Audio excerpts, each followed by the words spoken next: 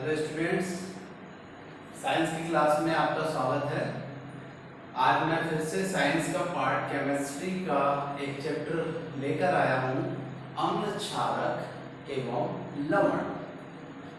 हम पिछली कक्षाओं में अम्ल क्षार के बारे में बहुत सारी चीज़ों को जानते थे कि अम्ल का क्या अर्थ होता है, क्षार का क्या अर्थ होता है और लवण के बारे में। तो पहले हम अम्ल और क्षार के बारे में यदि बात करें तो हम छोटी छोटी बातें को, जैसे कीड़े के काट देने पर हमें जलन होता है तो हमें यह कहा जाता है कि हमें वहां पर साबुन लगा लेना चाहिए। जब हमारे पेट में बहुत जलन होता है तो हमें खाने का सोडा दिया जाता है। ऐसी बहुत सारी बातें जो हमें दैनिक जीवन में जो हम पढ़ते हैं, वह बातें जो हमें जलन होती है चींटी के काटने से, किसी कीड़े के काटने से यदि हमें जलन होती है या हमें पेट में जलन होता है, हमें एसिडिटी हो जाती है, ऐसी सभी परेशानियों से बचने के लिए हम सलाह देते हैं समय पर घरेलू सलाह। तो वह क्या होता है? तो प्यारे बच्चों, अगर हमें चींटी के काटने से जलन हो रहा है, इसका तात्पर्य यह होता है कि उसने हमें अपना अम्ल हमारे शरीर में छोड़ दिया है, और अम्ल को छोड़ दिया है तो अम्ल के अधिकता होने के कारण वह जलन देता है, जिसके कारण हम वहां पर उसके स्थान पर साबुन को रगड़ते हैं तो वह अम्ल क्षार से क्रिया कर लेता है। क्योंकि साबुन क्षारीय होता है, वह क्रिया करता है, जिसके कारण हमारी जलन धीरे धीरे समाप्त हो जाती है। पेट की अम्लीयता बढ़ जाती है तो हमें खाने के सोडे के उपाय बताए जाते हैं। इसका भी यही अर्थ होता है कि हम क्या करें, इसमें जो अम्लीयता पेट में है वह खाने का सोडा क्षार होता है और वह क्रिया करके वो अम्लीयता के प्रभाव को नष्ट करता है, और एक समय के पश्चात हम थोड़ा आराम महसूस करते हैं। यही हमें जेलुसिल के रूप में मिलता है, या और बहुत सारे मार्केट में जो प्रोडक्ट्स आते हैं उन प्रोडक्ट्स के रूप में हम अपने इलाज को करते हैं, या हम अपने या इनो के बारे में बात करते हैं। ये सभी क्षारीय होते हैं और हमारे पेट की अम्लीयता को दूर करते हैं। तो ये बहुत सारी छोटी छोटी बातें थी।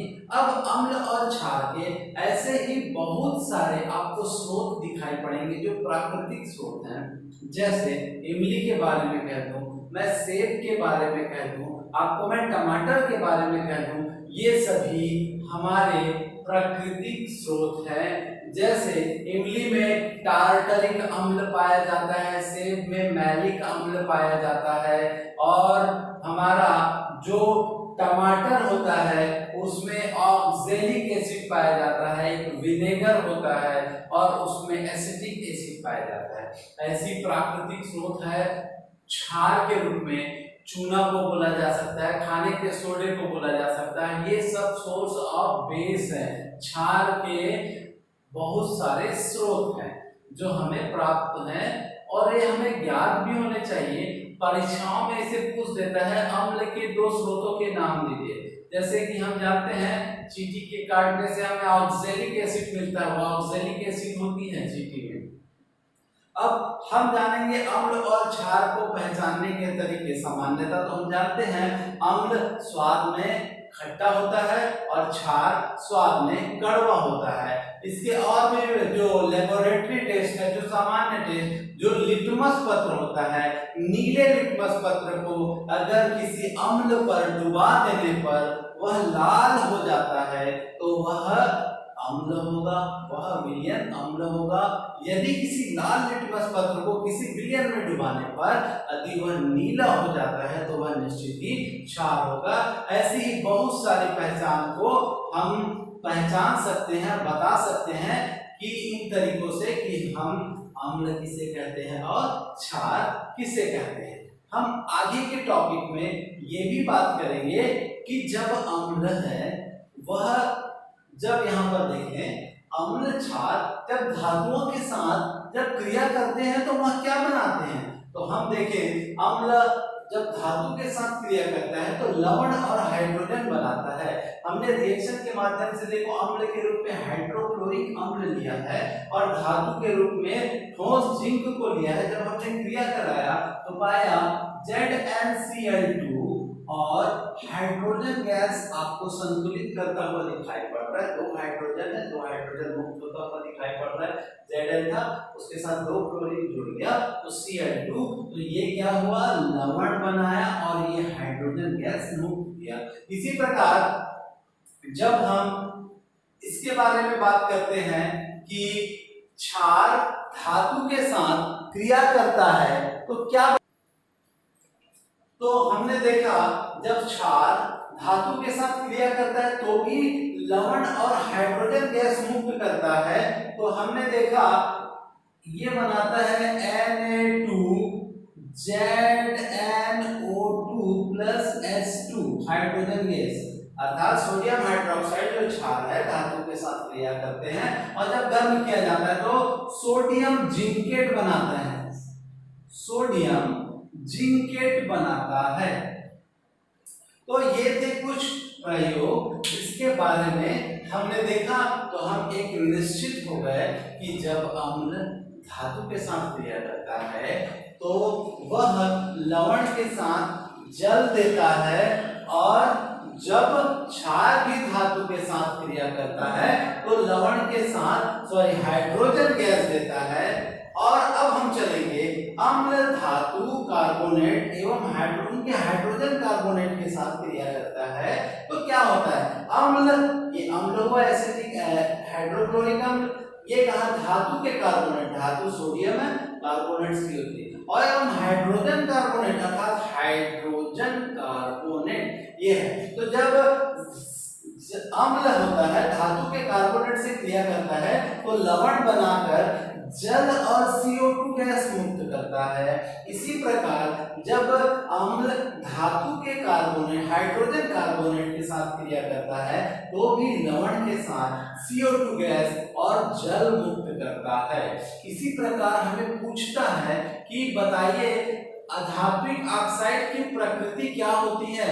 क्योंकि हम जानते हैं जो भी अधातु होते हैं वो ऑक्सीजन के साथ क्रिया करके, जैसे सल्फर हो गया, कार्बन हो गया, नाइट्रोजन हो गया, ये सल्फर डाइऑक्साइड, कार्बन डाइऑक्साइड और नाइट्रोजन डाइऑक्साइड बनाते हैं। तो ये इन CO2 अर्थात कार्बन डाइऑक्साइड की प्रकृति अम्लीय होती है। तो हम बताना पड़ेगा अतः अधात्विक ऑक्साइडों की प्रकृति क्या होती है, अम्लीय होती है, ये हमको बताना पड़ेगा।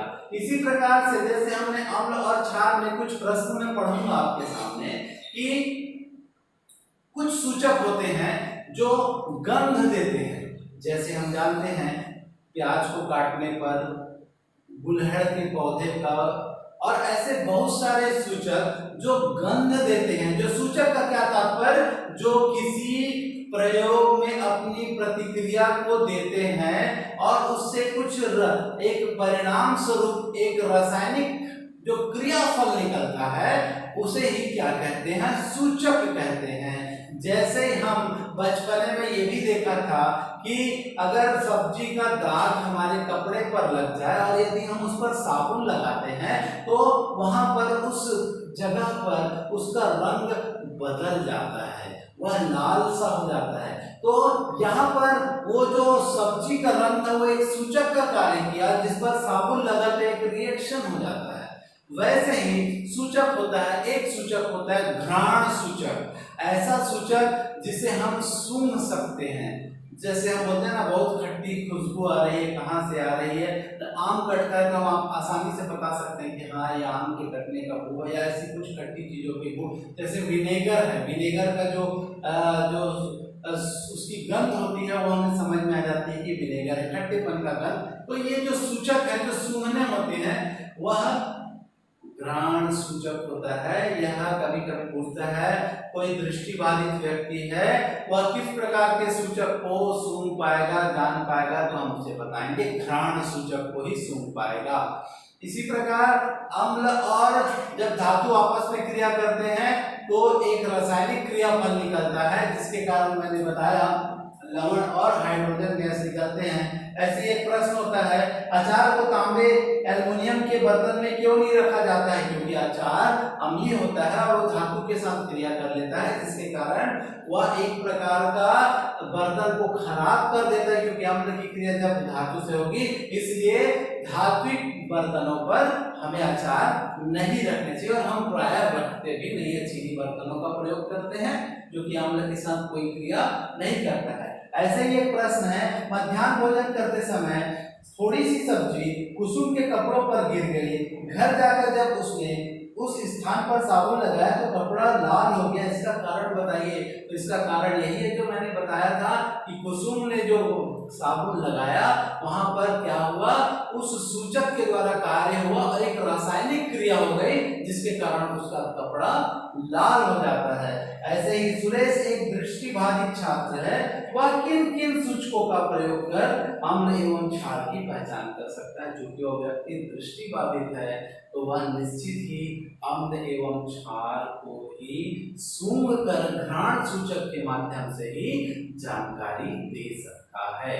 अब हमारा ये इस टॉपिक के आधार पर भी हमारे कुछ प्रश्न हैं जिसको मैं पढ़ने का प्रयास करूंगा, जिसको आप देखेंगे।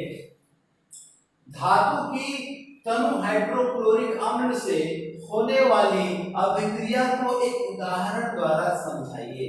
धातु की हाइड्रोक्लोरिक अम्ल, देखो धातु है और हाइड्रोक्लोरिक अम्ल के साथ ये रिएक्शन को हम बता सकते हैं उदाहरण के रूप में। फिर हमारा है कैल्शियम हाइड्रोजन कार्बोनेट की हाइड्रोक्लोरिक अम्ल से क्रिया को संतुलित करके बताइए। क्या बोला? कैल्शियम हाइड्रोजन कार्बोनेट की जगह यहाँ पर हमारा सोडियम है, यहाँ पर हम कैल्शियम कर देंगे तो हमारा रिएक्शन है वही H2O और CO2 होगा। तो वहाँ कैल्शियम के जगह में यहाँ पर क्या हो जाएगा, CaCl2 हो जाएगा और बाकी हमारा जो रिएक्शन होगा वो एज यूजुअल हो जाएगा। सोडियम की जगह हमें कैल्शियम करना पड़ेगा। तो ये हमारे आगे के प्रश्न है। फिर एक प्रश्न बोलता है, आधात्मिक ऑक्साइड की प्रकृति अम्लीय होती है, तो हम बताना पड़ेगा कार्बन, सल्फर, ये सभी अधातुएं जब ऑक्सीजन के साथ क्रिया करती है तो यह क्या बनाती है? आधात्मिक ऑक्साइड बनाती है और ये अम्लीय होती है, अतः इसकी प्रकृति अम्लीय होती है। तो ये हमारा आगे के प्रश्न हो जाएंगे। अब जो हमारा अगला नया टॉपिक है वो आयनीकरण है। आयनीकरण क्या होता है?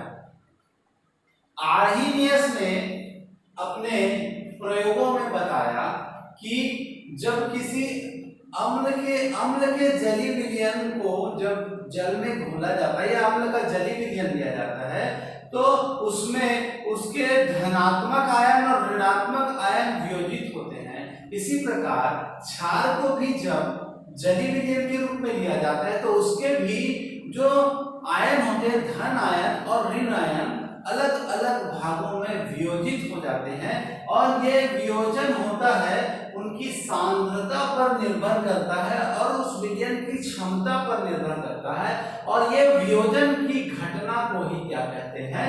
आयनीकरण कहते हैं। समझने के लिए समझेंगे, जैसे HCl हाइड्रोक्लोरिक अम्ल है तो ये H+ और Cl- में टूट जाता है, NaOH, तो ये Na+ और OH- आयन इस प्रकार से टूटता है। और देख लेते हैं H2SO4, तो आप यहाँ पर देख लेंगे SO4 और H2H बोल दिया।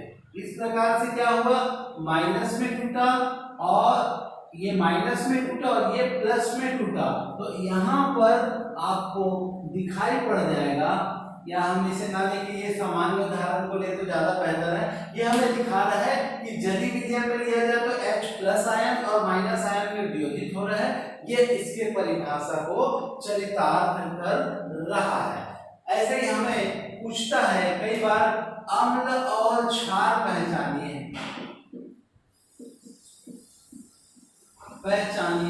तो अम्ल के बारे में बात करूं तो जिसके साथ हाइड्रोजन आयन होगा, तो अब यहाँ पर भी मैं कुछ जानकारी दूं कि अम्ल प्रबल और दुर्बल कैसे होते हैं। जिस विलयन में H प्लस अम्ल के जिस विलयन में H प्लस आयन का मान बहुत ही अधिक होगा उसे प्रबल अम्ल कहेंगे। यदि H प्लस आयन का मान कम होगा तो उसे दुर्बल अम्ल कहेंगे।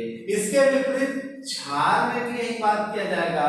यदि OH माइनस आयन कम होंगे तो उसे दुर्बल क्षार, OH माइनस आयन की मात्रा अधिक होगी तो उसे प्रबल क्षार कहा जाएगा। ऐसे ही प्रश्न पूछता है कि क्या है कारण बताइए, HNO3 अम्ल है या क्षार। तो आपको पहले तो जानना पड़ेगा OH रहता है जिसके साथ में वह क्षार होगा और केवल H होता है तो उसके साथ वह अम्ल होगा। बात सभी बातें इतने पर ही क्लियर नहीं होती। ये 90% के लिए सत्य है, लेकिन कुछ कुछ जगह पर अम्ल है तो H है नहीं है, या OH है तो क्षार है कि नहीं है, ये सभी जगह नहीं। लेकिन आपको सामान्य जानकारी के लिए बता दूं, अम्ल केवल H है तो वो अम्ल होगा, OH है तो वह क्षार होगा। तो अब हमको पहचानने बोलेगा HNO3 Na2CO3, फिर हमने देखा CaOH का होल ट्वाइस, फिर देखा हमने HCl। तो हम यहाँ पर देख पा रहे हैं कि HCl और HNO3 तो क्या है हमारे पास अम्ल है, और CaOH का होल ट्वाइस क्या है क्षार है क्योंकि OH है, और ये क्या है खाने का सोडा, और खाने के सोडे की प्रकृति भी क्या होती है क्षार होती है, तो ये भी क्षार होगा। इस प्रकार से हमें प्रश्न पूछा जाता है कि पहचानिए इनमें से कौन अम्ल होगा और कौन क्षार होगा। इस प्रकार से प्रश्न हमें पूछे जाते हैं। ऐसे ही हमारा अगला प्रश्न है कि सल्फ्यूरिक अम्ल प्रबल अम्ल तथा अमोनियम हाइड्रोक्साइड दुर्बल क्षार है क्यों। देखिए सल्फ्यूरिक अम्ल H2SO4 प्रबल अम्ल है तो बताना पड़ेगा, क्योंकि H2SO4 में प्रबल H प्लस आयन है इसलिए वो प्रबल अम्ल है। इसलिए इसके विपरीत क्या बोला है सोडियम हाइड्रोक्साइड क्या है दुर्बल क्षार है, तो OH माइनस क्या होगा इस NaOH में क्या होगा OH क्या होगा दुर्बल क्षार होगा, इसलिए दुर्बल। बस इजी है। इसी प्रकार से आगे हम नेक्स्ट टॉपिक में नेक्स्ट क्लास में बात करेंगे। आज के लिए इतना ही। आप इसे अच्छे से इस वीडियो को देखिए, समझिए, नोट्स बनाइए और अपनी तैयारी कीजिए। तो आज के लिए इतना ही, धन्यवाद।